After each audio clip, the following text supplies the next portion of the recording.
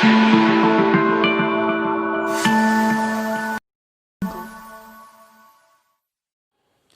बच्चों, आप सबका बहुत बहुत स्वागत है मेरे यूट्यूब चैनल में रामा मैम क्लासेस में। मैं आपकी रामा मैम और आज मैं आपके लिए लेकर आई हूँ क्लास 10th के चैप्टर 15 का प्रोबेबिलिटी से 15.1 एक्सरसाइज का question number 20। Okay, so this is your question number 20, this one. Suppose you drop a die at random on the rectangular region. इसमें आप एक डाई फेंकने की कोशिश कर रहे हो। What is the probability that it will land inside the circle with diameter 1 meter?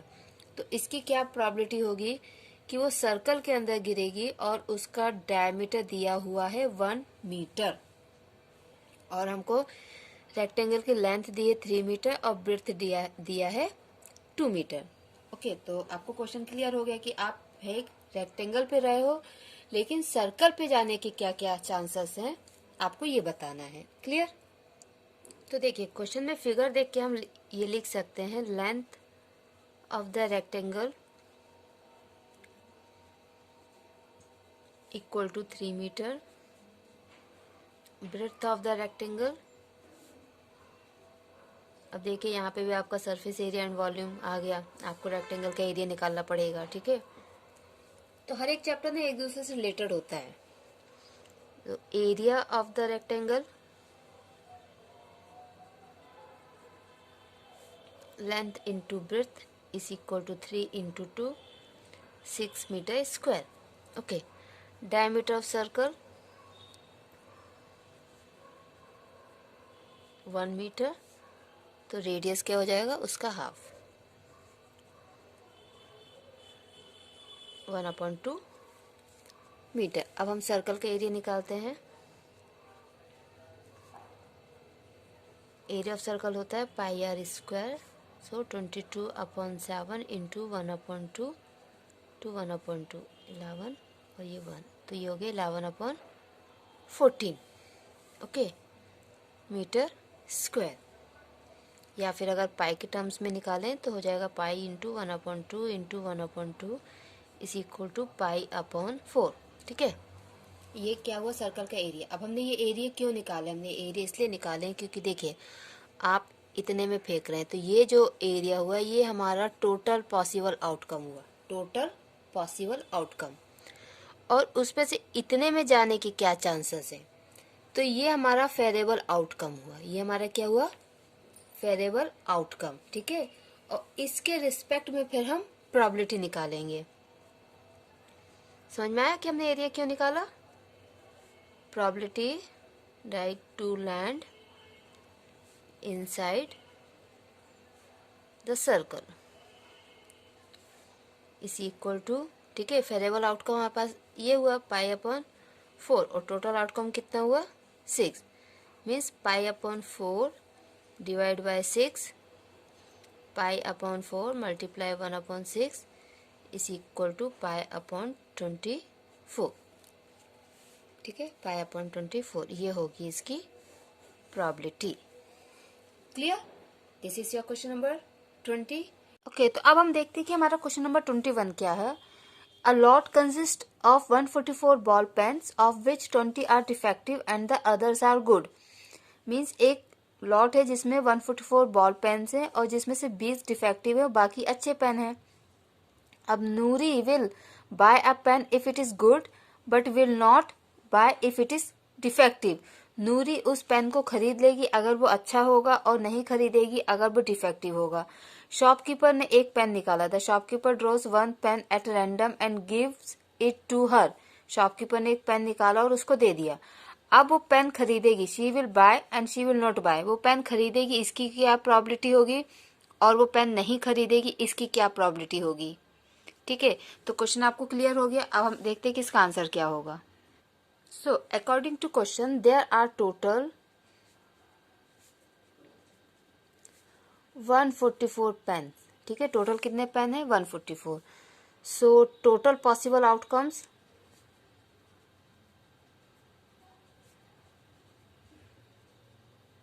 Total possible outcomes हो जाएंगे 144। ठीक है, आउट ऑफ 144, ठीक है, 144 में से डिफेक्टिव पेन कितने हैं?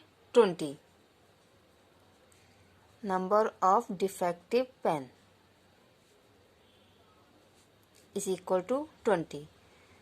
So number of good ones, ठीक है, अच्छे पेन कितने होंगे? हम 144 में से 20 माइनस कर देंगे तो 124. ठीक है, अब देखिए फर्स्ट कंडीशन क्या दी है? शी विल बाय इट, वो उसको खरीद लेगी पेन. वो उसको कब खरीदेगी? जब वो सही निकलेगा. ठीक है, तो अच्छे पेन की क्वांटिटी कितनी है? 124. सो फेरेबल आउटकम्स क्या हो जाएंगे हमारे फर्स्ट कंडीशन के लिए? Is equal to 124. तो इसकी प्रॉबिलिटी हो जाएगी कि वो पेन खरीद लेगी 124 अपॉन 144. तो ये हो जाएगा 62 upon 72, 31 upon 36. Okay, second case क्या है? She will not buy a pen. अगर डिफेक्टिव निकलेगा तो वो नहीं खरीदेगी. तो डिफेक्टिव पेन कितने हैं? 20. तो फेरेबल आउटकम्स क्या हो जाएंगे सेकंड कंडीशन के लिए?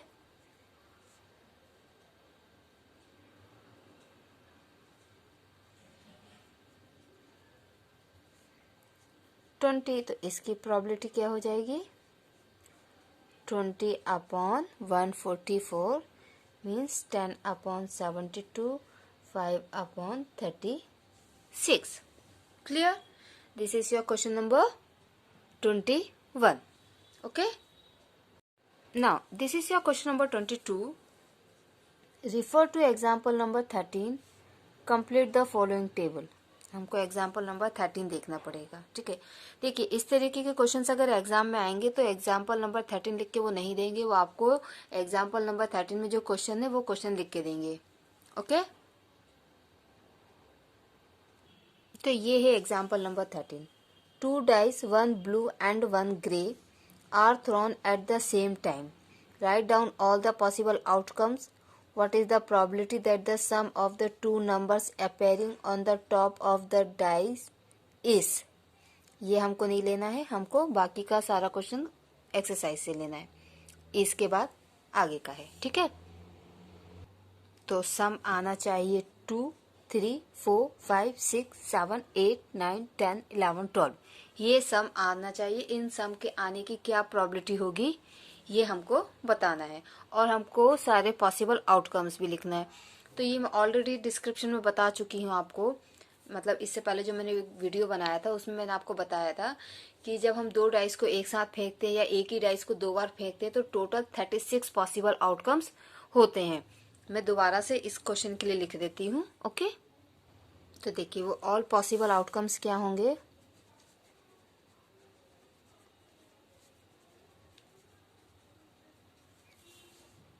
1, 1, 1, 2, 1, 3, 1, 4, 1, 5, 1, 6. ठीक है, 2, 1, 2, 2, 2, 3, 2, 4, 2, 5, 2, 6, 3, 1, 3, 2, 3, 3, 3, 4, 3, 5, 3, 6. Okay,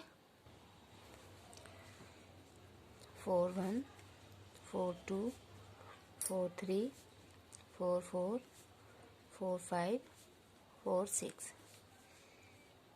5, 1, 5, 2, 5, 3, 5, 4, 5, 5, 5, 6, 6, 1, 6, 2, 6, 3, 6, 4, 6, 5 and 6, 6. तो ये टोटल पॉसिबल आउटकम्स होंगे. अब देखिए फर्स्ट केस उन्होंने बोला है सम 2 आना चाहिए. सम क्या आना चाहिए? 2. तो देखिए आप सम 2 आए, इसके लिए सिर्फ एक ही केस हमारे पास है. ठीक है, एक ही केस है 1, 1. जब दोनों डाइस में 1, 1 आएगा तो सम 2 हो जाएगा. ठीक है, तो इस वाले केस के लिए फेवरेबल आउटकम्स क्या होंगे?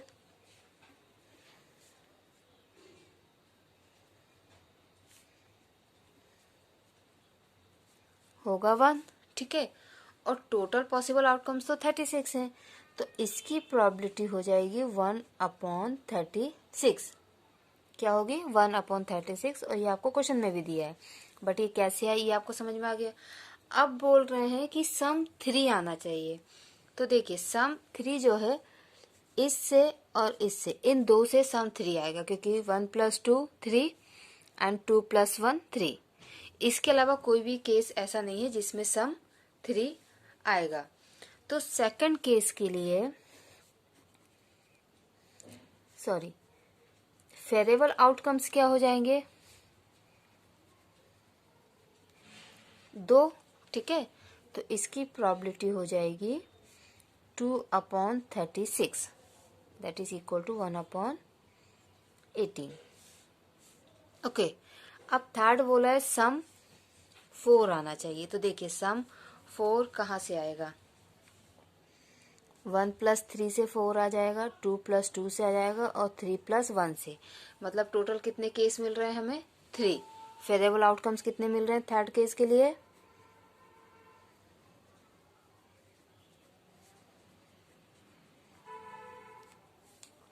3 मिल रहे हैं, तो इसकी प्रोबेबिलिटी क्या हो जाएगी? 3/36, दैट इज इक्वल टू 1/1/12। ठीक है, उसी प्रकार अगर हम फोर्थ केस देखें जिसमें सम हमें चाहिए 5, तो देखिए सम 5 किस किस में आएगा? 1 + 4 में, 2 + 3 में, 3 + 2 में, और 4 + 1 में। ठीक है ना? 1 + 4, 2 + 3, 3 + 2, 4 + 1, इन 4 केस में सम कितना आएगा? 5। तो ये वाले केस में हमारे पास फेवरेबल आउटकम्स क्या हो जाएंगे?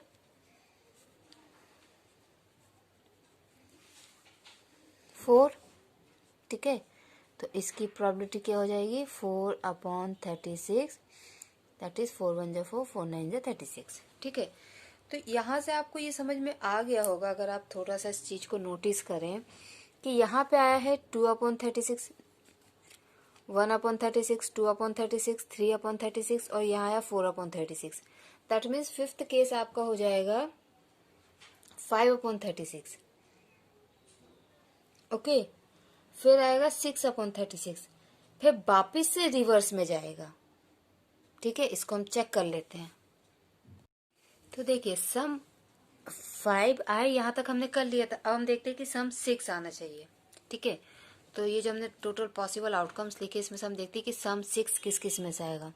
1 + 5 में से 6 आएगा, 2 + 4, ठीक है, 3 + 3, 4 + 2 एंड 5 + 1। तो कितने हो गए? 1 2 3 4 5। तो सम 6 आए, इसके लिए फेवरेबल आउटकम्स कितने हो गए?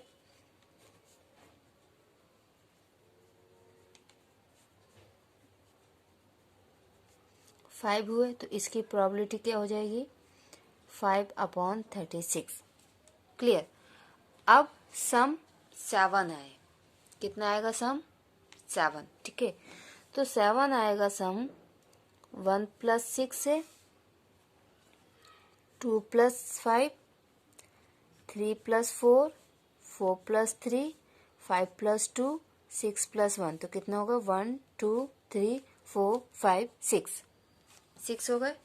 ठीक है, तो इसकी प्रोबेबिलिटी क्या हो जाएगी? मैं डायरेक्ट अगर लिखूं इसकी प्रोबेबिलिटी तो होगी 6/36। कब? जब आपका सम 7 आएगा। यहाँ पे सम कितना है? 6, और यहाँ पे सम है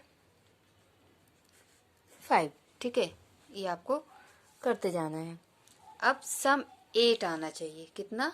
8। तो देखिए सम 8 किस किस से आएगा? 2 + 6, 3 + 5, 4 + 4, 5 + 3, 6 + 2, 1 2 3 4 5। तो अब प्रोबेबिलिटी क्या हो जाएगी? 5/36। ठीक है, सम 8 आने में प्रोबेबिलिटी क्या होगी? 5/36।